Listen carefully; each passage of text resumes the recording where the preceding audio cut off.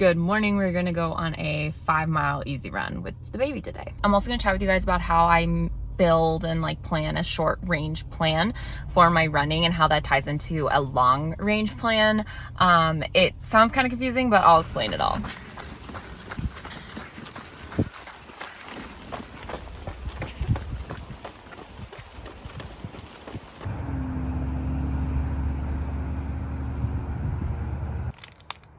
So I wanted to kind of briefly touch on creating a long-term and short-term plan. I will kind of be referring to them as the long-range and short-range plan, which is how Jason Koop describes them in his book. And I love this concept. This is something that I've kind of been doing for a while, but I kind of found structure through his methodology. The long-range plan is the idea of taking a whole season and planning out your races and the different training blocks you're going to be doing. The number one principle I really focus on is having the most specific skills closest to your race and the least specific farthest. So for Leadville, I am going to be doing stuff like hill repeats, longer steady state runs, because I'm not necessarily going to need all out sprinting speed. Running at VO2 max is not really necessary for that race. Any 100, you really don't necessarily need that right up against the event. I'm doing a speed block farther out from the event, because that's super important to have in any well-rounded training plan. No matter what you're training for, it's good to have all of these different things in it, but they don't need to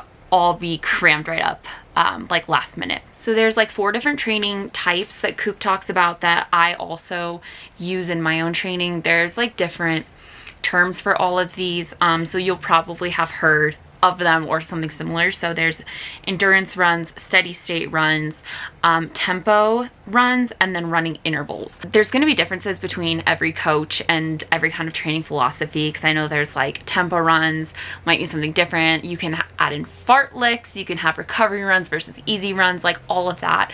So these are just the 4 that I kind of break all of my runs down into. I can go into more in depth on that when I get to those actual blocks and phases.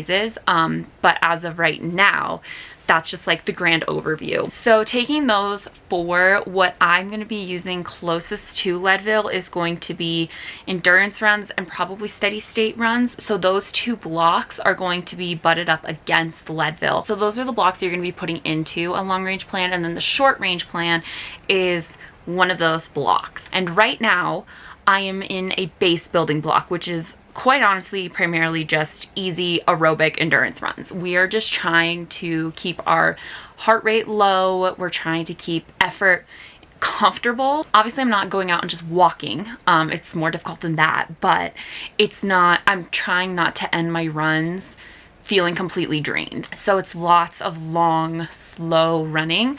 And then I have been mixing in strides as well. So there's a lot of evidence showing that strides are just great. They're very effective in helping raise your speed and fitness levels with a really small amount of time investment and energy investment. So I really recommend that you add strides in, no matter what block you're in. They don't need to be every single day, but I do think they're important. The way that I plan out my base building, and this is something I kind of touched on briefly in my last video, is I have these goals, which are I want to be consistently doing about 50 miles a week. I want to have a long run of about 18 to 20 miles. And I also wanted to have a weekly longer trail run of about 10 miles. So those are the goals I had, and then I pretty much just take those goals and break them down over the course of 8 weeks.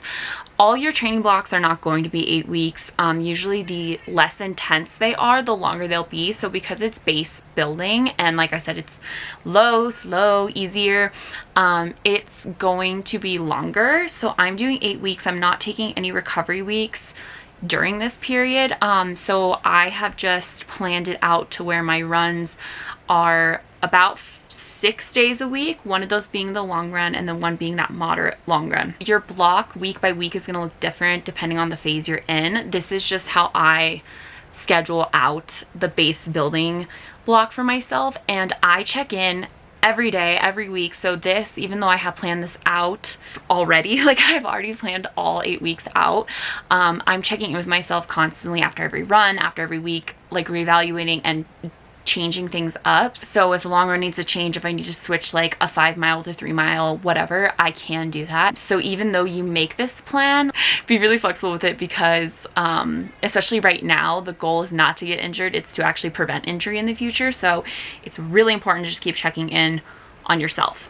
Oh, that was helpful to kind of see how I break down a training block. I know it was like a super fast run through of a long range plan. But yeah, so that's everything. It's been helpful.